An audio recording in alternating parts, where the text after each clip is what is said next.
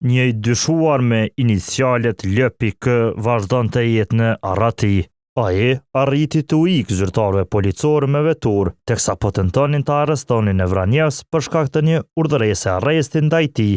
29 vjeçari nuk u ndal, anipse njëri nga policët në rast përdori edhe armën të premten.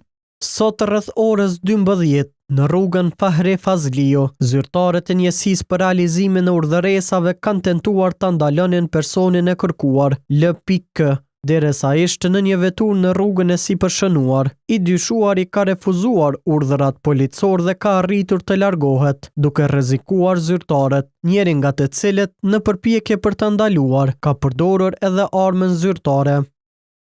Gjatë ikjes, LPK dyshohet se ka shkaktuar një aksident trafiku me të lënduar dhe dëme materiale.